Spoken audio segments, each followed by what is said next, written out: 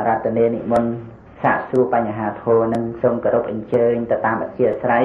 និងដើម្បីទៅតាមធម្មសបាយ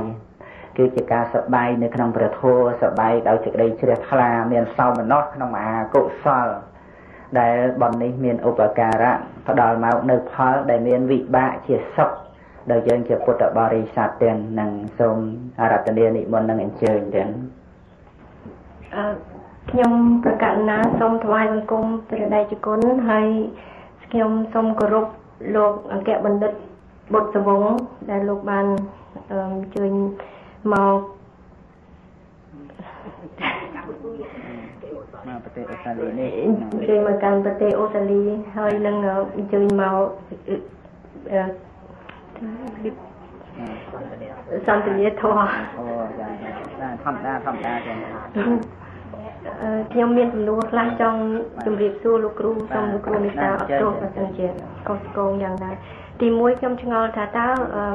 ព្រះសម្មាសម្ពុទ្ធដែលលោកបានត្រាស់4ព្រះអង្គពីមុនហើយនឹងលោកបាន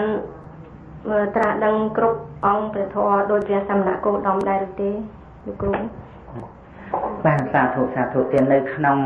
ផតកៈជើងនេះផែនដីដែលមានឈ្មោះថាផតកៈហ្នឹងគឺអាចមានព្រះសម្មាសម្ពុទ្ធត្រាស់ដឹង5ព្រះអង្គទៀតហើយចំពោះផែនដីដែលមានព្រះសម្មាសម្ពុទ្ធត្រាស់5ព្រះអង្គនេះគឺថាជាការកម្ររកបានណាស់កន្លងមកទៅតាមគម្ពីរពុទ្ធវង្សដែលបានសម្ដែងមកដែលព្រះសម្មាសម្ពុទ្ធទីបញ្កព្យាករព្រះបរមពុរិស័ទដែលជាបរមគ្រូនៃយើងក្នុងកាលនោះជាសមេធតបោះដែលនឹងថាឲ្យត្រូវបានត្រាស់ដឹងជាព្រះសម្មាសម្ពុទ្ធក្នុង4អសង្ខ័យ1សែនកាប់ទៀតហ្នឹងនឹងជាព្រះសមណគោតមនឹងគឺថាផែនដី4អសង្ខ័យ1សែនផែនដីហ្នឹងគឺក្នុងផែនដីនីមួយៗមិនដែលមានព្រះសម្មាសម្ពុទ្ធត្រាស់5ព្រះអង្គទេទៀតហ្នឹងដូច្នេះផែនដីដែលយើងរស់នៅសពថ្ងៃនេះហៅថាផតតកັບកັບនេះគឺសំដៅទៅលើមហាកັບគឺផែនដីទាំងមូលដោយអាយុផែនដីនឹងឯងហ្នឹងចាក់តាំងតែអំពីការកកើតរហូតដល់ការវិនាសហ្នឹងដែលនឹងអាចមានមនុស្សរស់នៅដែលនឹងអាចមានការត្រាស់ដឹងនៃព្រះសម្មាសម្ពុទ្ធហើយមានផតតប្រែតាមភាសាបាលីមកថាចម្រើនទៀតផែនដីនេះមានសេចក្តីចម្រើនយ៉ាងម៉េចថាមានព្រះសម្មាសម្ពុទ្ធត្រាស់5ព្រះអង្គអញ្ចឹងគឺថាមានការចម្រើនទៅដោយ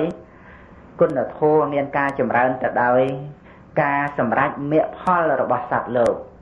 នឹងអញ្ចឹងហើយចំពោះបងស្រីមានប្រសាសន៍សួរអំពីការដែលព្រះសម្មាសម្ពុទ្ធដែលត្រាស់ដឹងកន្លងទៅហើយគឺ4ព្រះអង្គប៉ុន្តែបើយកមកប្រៀបជាមួយនឹងព្រះសមណគោតមបរមគ្រូនេះគឺព្រះសម្មាសម្ពុទ្ធ3ព្រះអង្គមុនទៀតណាមិនមែន4ព្រះអង្គមុនទេបើ4ព្រះអង្គមុនគឺរួមទាំងព្រះសមណគោតមបរមគ្រូនៃយើងផង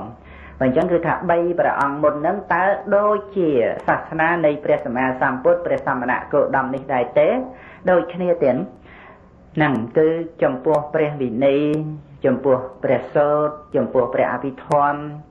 ដែលព្រះសម្មាសម្ពុទ្ធទ្រង់ត្រាស់សម្ដែងនឹងមានចំនួនជាធម្មខណ្ឌនឹងក៏ដូចគ្នានឹងពីព្រោះព្រះសម្មាសម្ពុទ្ធព្រះអង្គទ្រង់ពិចារណាមើលព្រះសម្មាសម្ពុទ្ធអំពីមុនដែលកន្លងទៅហើយនឹងព្រះអង្គទ្រង់ត្រាស់សម្ដែងយ៉ាងណាទ្រង់បញ្ញត្តិនៅវិន័យយ៉ាងណាទ្រង់ព្រះពុទ្ធានុញ្ញាតនឹងយ៉ាងម៉េចអញ្ចឹងគឺព្រះអង្គតែងទ្រង់គោរពទៅតាមប្រពៃនៃរបស់ព្រះសម្មាសម្ពុទ្ធអង្គមុនមកទៅតាមកន្លងដំណើរដូចជានៅក្នុងការអនុញ្ញាតកឋិនថារកិច្ចដល់ភិក្ខុដែលត្រូវក្រាលកឋិនអនុមោទនាកឋិនអីហ្នឹងទ្រង់តែងបានពិចារណាព្រះសម្មាសម្ពុទ្ធអង្គមុនអញ្ចឹងហើយនៅក្នុងការសម្ដែងព្រះធម៌ដើម្បីស្រោចស្រង់សត្វលោកហ្នឹងក៏ប្រព្រឹត្តទៅដោយសិលសមាធិបញ្ញាទៅតាមការដែលព្រះអង្គសម្ដែងជាព្រះត្រៃបិដកហ្នឹងគឺដូចគ្នាទាំងអស់